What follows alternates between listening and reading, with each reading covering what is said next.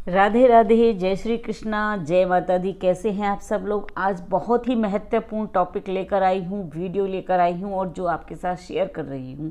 आपके बहुत सारे प्रश्न आते हैं कार्तिक मास को लेकर और मैं कार्तिक मास की बहुत सारी वीडियो डाल चुकी हूँ, लेकिन फिर भी मुझसे हमेशा ये पूछा जाता है कि क्या हम गर्म पानी से नहा सकते हैं, क्या 4 बजे उठकर नहाना ज़रूरी होता है, क्या हम ब्रह्मचारी पालन नहीं कर सकते हैं, तो कार्तिक महीने का हम स्नान कैसे करेंगे। तो देखिए, गृहस्थी में सरल पूजा सहज पद्धति से ही सहारा लेना पड़ता है।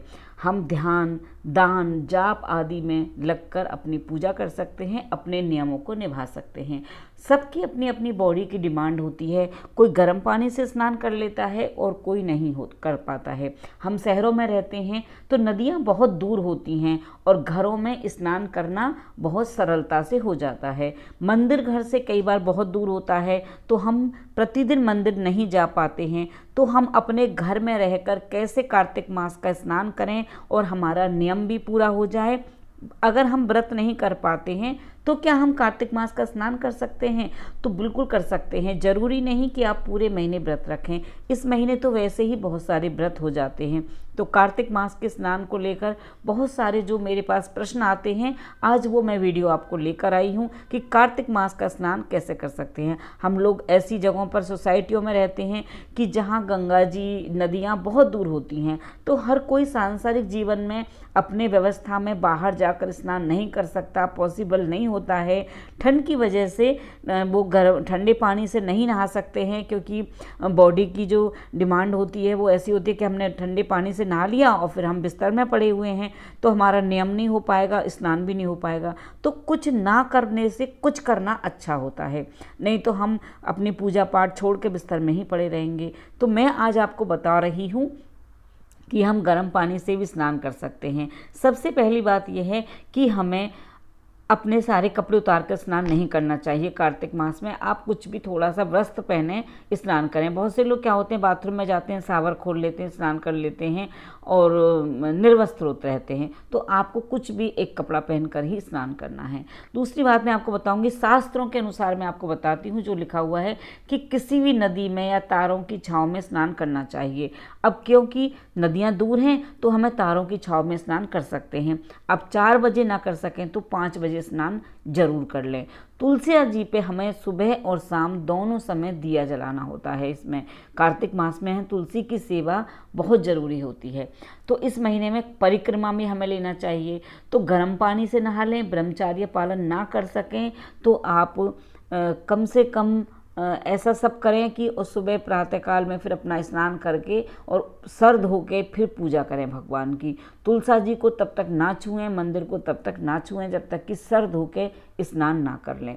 एक प्रश्न आता है कि क्या घर में साफ सफाई करने के बाद ही हमें पूजा करनी चाहिए? तो कार्तिक मास का स्नान ऐसा होता है कि आप सुबह उठकर पहले स्नान कर लें, पूजा पाठ कर लें अपनी, और उसके बाद ही आप घर के सारे कामों में लगें, क्योंकि घर के सारे काम करते करते सूरज निकल जाएगा और फिर आपका कार्तिक स्नान रह जाएगा।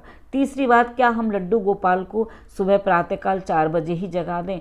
तो हाँ, कार्तिक महीने में आप जब पूजा करते हैं तो आप लड्डू गोपाल को सारी पूजा होने के बाद जगा सकते हैं। जैसे पथवारी की पूजा, तुलसी की पूजा, उसके बाद आप मंदिर की पूजा करेंगे।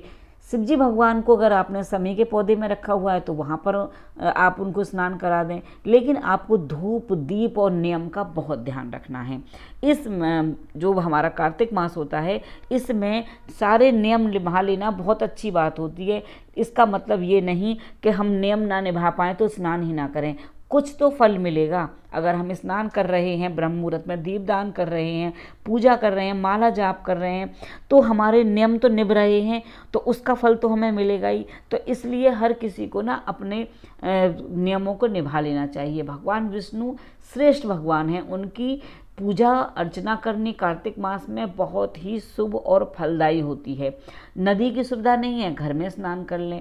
दूर नहीं जा सकते तो अपने घर में ही कर लें, क्योंकि हम तो देखो, मैं तो अपना बता रही हूँ कि शहरों में रही हूँ शुरू से। जब गांव में रहते थे तब वहाँ पे उसके हिसाब से स्नान करते थे। अब जहाँ रहते हैं, जिस जगह पर रहते हैं, उस सुविधा के हिसाब से ही अपना व्रत पूजा पाठ को लेकर चलते हैं। क्योंकि अगर हम व्रत नहीं कर सकते, स्नान करते हैं तो कुछ तो फल मिलेगा। बहुत से लोगों की बॉडी है, दवाइयाँ चलती हैं, तो वो सारे व्रत नहीं ले सकते, तो वो सुबह स्नान करें, गर्म पानी से स्नान कर लें, तुलसा जी में जल चढ़ाएं और एक दीपक लगा दें, अपनी माला जाप कर लें, अपने घर के काम करते हुए अपने मंत्रों का ध्यान जाप आदि करते रहें, घर के काम भी करते रहें और रात को समय से सो जाएं, जिससे कि सुबह को वो जल्दी से जग सके। तो ये सब जो है ना हमारी बहुत प्यारी प्यारी बहनें जो इसलिए पूरा महीना कार्तिक का स्नान नहीं करती हैं कि हम ब्रह्मचर्य पालन नहीं कर पाते हैं, ठंडे पानी से नहीं नहा पाते हैं, तो मैं अपनी प्यारी बहनों से कहूँगी कि अपने महीने को खराब मत करो, सुबह स्नान करके पूजा पाठ कर लो। कोशिश हो कि रात में ही आप जो भी कोई ऐसा, हम सांसारिक लोग हैं, गृहस्थी लोग हैं, तो जीवन में सभी कुछ ज़रूरी है, सभी कुछ होता है, घर में लड़ाई झगड़ा नहीं होना चाहिए। कई बार क्या होता है, हमने ठंडे पानी से स्नान कर लिया और हम बीमार हो गए तो घर वालों की डांट पड़ती है, हमें कुछ बातें सुननी पड़ती हैं, हम ब्रह्मचर्य पालन की वजह से भी घर में नाराज़गी हो जाती है, झगड़े हो जाते हैं। तो इन सब चीज़ों को गृहस्थ जीवन में लेते हुए करते हुए आप पूजा पाठ में लगे रहें, आपको कुछ तो फल मिलेगा। ना कुछ करने से कुछ करना अच्छा होता है। आप तुलसा जी का पौधा अगर घर में नहीं है तो कार्तिक मास में तुलसी का पौधा जरूर लगाएं और उनकी सेवा करें। अगर आपने तुलसा जी बाजार से खरीद के लगाई हैं तो अच्छी बात है, अगर आपने उनके बीज डालकर उनको उगाया है तो एकादशी के दिन उनका विवाह जरूर करें। ये कार्तिक का महीना ऐसा होता है, इसमें बहुत सारे गणेश चतुर्थी आती है, यानी करवा चौथ का व्रत आता है, एकादशी आती है, गोपिकाष्टमी आती है, बहुत अच्छे हमारे त्यौहार होते हैं। इसमें दिवाली आती है, गोवर्धन आता है और हम लक्ष्मी जी की पूजा करते हैं, गणेश जी की करते हैं इसमें, तो हमारा सत्यनारायण भगवान की कथा करते हैं, पूर्णमासी का व्रत आता है। ये व्रत बहुत ही फलदायी होता है। तो मैं अपनी सभी प्यारी बहनों से बोलना चाहूँगी कि कार्तिक स्नान जरूर करें, चाहे गर्म पानी से करें। कार्तिक महीने के सारे नियमों को ना निभा सके तो जितने निभा सके, जैसे कि तुलसी परिक्रमा का नियम आप निभा लें तो आपको तुलसी परिक्रमा 5 या 11 प्रतिदिन करनी है। बहुत सारी बहनों का प्रश्न आता है कि एकादशी या हम संडे के दिन तुलसा जी की पूजा कैसे करें। तो कार्तिक मास में आप दीपदान जरूर करें। दूर से आप दीपक रख दें, दीपक जलाएं और दूर से घुमाएं और उनके पास रख दें, धूपबत्ती घुमाएं उनके पास रख दें। कच्चा दूध 1 बूंद ही डालें। जो हम पथवारी पर और तुलसा जी पर जो दूध चढ़ाते हैं तो हमारी तुलसा जी खराब ना हो जाएं, तो ज़्यादा मीठा नहीं डालें, जल में थोड़ा सा डालें और थोड़ा सा 1 बूंद कच्चा दूध डालें और हमारी तुलसा जी खराब नहीं होनी चाहिए, जल चढ़ा दें। संडे से एक दिन पहले ही आप तुलसा जी को तोड़ के रख लें, एकादशी से पहले ही तोड़ कर रख लें, क्योंकि भगवान को तुलसा जी इस महीने में जरूर चढ़ानी चाहिए। भगवान श्री हरि विष्णु को, अगर आपके पास आंवले का पौधा गमले में लगा रखा है तो आंवले का पत्र चढ़ा दिए। जैसे हम शंकर भगवान पर समी का पत्र चढ़ाते हैं, वैसे ही हमें विष्णु भगवान पर आंवले का पत्र चढ़ाना चाहिए। अब हमारे पास तो बहुत सारे आंवले के पौधे लगे हैं, उन पे आंवले भी का फल भी लगा हुआ है, तो हम आंवले का पत्र वहाँ से ले लेते हैं। तो आप गमले में लगा कर रख लें। अगर आपके पास आंवले का पौधा नहीं है तो आप मार्केट से आंवले के फल खरीद लाइए। आप प्रतिदिन ना चढ़ा सकें तो कभी कभी जब भी आप लाएं भगवान को आंवले का फल चढ़ा दीजिए। कार्तिक मास में आंवले का जरा सा पाउडर या पत्ता जल में डालकर स्नान करने से नदी के स्नान के बराबर फल मिलता है। तो आप ऐसा भी कर सकते हैं कि आप आंवले का जरा सा चूर्ण या आंवले का रस, एक बोतल ले आइए आंवले के रस की, 1 बूंद जल में अपने में मिला लीजिए और उससे स्नान कर लीजिए। भगवान को आप आंवले का मुरब्बा का भोग लगा दीजिए। मेरी आप वीडियो देखेंगे लड्डू गोपाल की सेवा, तो उसमें मैंने दिखाया है। हमारे चैनल पर बहुत सारी कार्तिक की वीडियो हैं, सभी पूजा पाठ की, तुलसा जी, शालीग्राम, पथवारी, पीपल, आप देखेंगे तो बहुत सारी आपको जानकारी मिल जाएगी और आपकी सारे जो भी आपके मन में डाउट हैं वो क्लियर हो जाएंगे। विष्णु भगवान को आप तुलसी माला पहनाएं, आंवले के पत्र की माला पहनाएं, तो इनसे भगवान खुश होते हैं। फिर इन तुलसी के पत्तों को बाद में आप अपनी चाय में डाल सकते हैं। जब ये सूख जाते हैं 1-2 दिन के बाद तो आप उनको डाल दीजिए। तुलसी जी 2-4 दिन तक भगवान जी के पास अगर रहती हैं तो खराब नहीं मानी जाती हैं। जैसे बेलपत्र शंकर भगवान पे कई दिन तक धो के चढ़ाया जा सकता है, वैसे ही तुलसा जी भी चढ़ाई जाती हैं।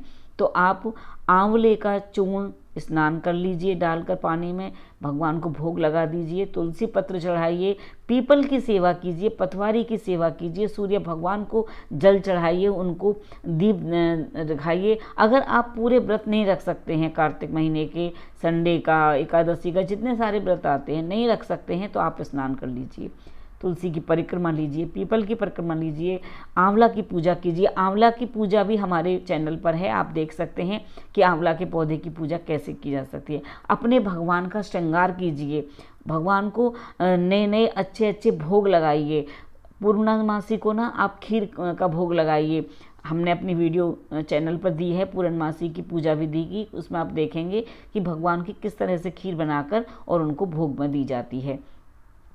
आप भगवान को जो भी धन राशि भगवान की आरती में चढ़ाते हैं, उन सब पैसों को आप इकट्ठे कर लीजिए। उसके बाद जब आप कार्तिक महीने का उद्यापन करते हैं या एक थाली भोजन की निकाल कर पंडित जी को देकर आते हैं, मंदिर में देकर आते हैं, तो वो पैसे आपके वहाँ पर लग जाएंगे, वहाँ यूज कर लीजिए। बहुत सारी बहन बेटियों का प्रश्न आता है कि हम भगवान को जो पैसे चढ़ाते हैं उनका क्या करें।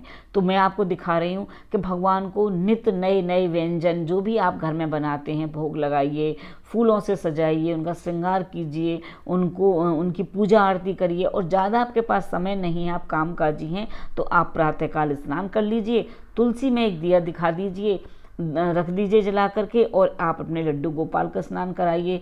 आपके पास फ़ोटो है, तस्वीर है, जो भी है आप वहाँ पर पूजा कर लीजिए।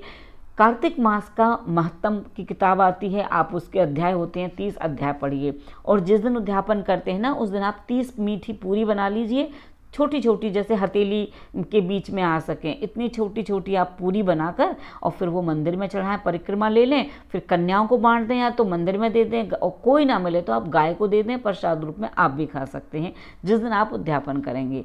तो मैं आपको बहुत सरल विधि से कार्तिक मास की जानकारी दे रही हूँ। कोई भी आपके मन में डाउट है उनको आप कमेंट्स बॉक्स में लिख दीजिएगा, मैं आपकी सारी प्रॉब्लम सॉल्व कर दूंगी। मैं मेरी प्यारी बहनों से मैं फिर बोलना चाहूँगी कि कार्तिक स्नान आप जरूर करें। आपको मासिक धर्म आ जाता है, यानी आपको डेट आ जाती है, उन दिनों में आप सुबह उठकर कार्तिक स्नान कर लें, और मन मन में आप अब जाप करते रहें। जो भी आपको कहानी, मंत्र, पूजा जो भी याद है, भगवान में ध्यान लगाएं और अपने काम करते रहें, लेकिन स्नान को ना छोड़ें। कभी आप सोचें कि 5 दिन स्नान ना करें, तो ऐसा ना करें। और अगर आप स्नान रोज नहीं कर पाते हैं तो आप शुरू के 5 दिन और लास्ट के 5 दिन कार्तिक महीने का स्नान कर लें। भीषम पंचक व्रत ना कर सकें तो 5 दिन के स्नान कर लें। अगर भीषम पंचक व्रत कर सकते हैं तो लाहौरी नमक खा कर के, जैसे नवरात्रों में व्रत रखते हैं ना, वैसे आप भीषम पंचक व्रत कर सकते हैं। ये लास्ट में एकादशी से पूर्णिमा तक होते हैं। तो मेरी अपनी सारी बहनों से ये गुजारिश है कि आप कार्तिक स्नान जरूर करिए, चाहे गर्म पानी से करिए। आप रोज़ मंदिर नहीं जा सकती हैं तो घर में कार्तिक महात्म की किताब ले आइए, नहीं ला सकते हैं अपने मोबाइल में, लैपटॉप में कोई मंत्र चला लीजिए, आप गजेंद्र मोक्ष का पाठ चला लीजिए, विष्णु सहस्त्र नाम पढ़ा, गीता के पाठ, जो भी आप सुन सकती हैं। आप तुलसी की माला से जाप करिए, तुलसी की माला कंठ में धारण कर सकती हैं। अगर नहीं करना चाहती हैं तो आप अपने मंदिर में रख लीजिए, जाप करें प्रतिदिन तुलसी की माला से। आपके पास जाप करने का भी समय नहीं है तो मन मन में जाप करती रहें। आप ट्रैवल कर रही हैं, घर का काम कर रही हैं, आपके मंत्र चलते रहने चाहिए सांसों के साथ। आई होप कि आपको मेरी वीडियो पसंद आई होगी। वीडियो पसंद आए तो लाइक कीजिएगा, शेयर कीजिएगा। जय श्री कृष्णा, राधे राधे, जय माता दी।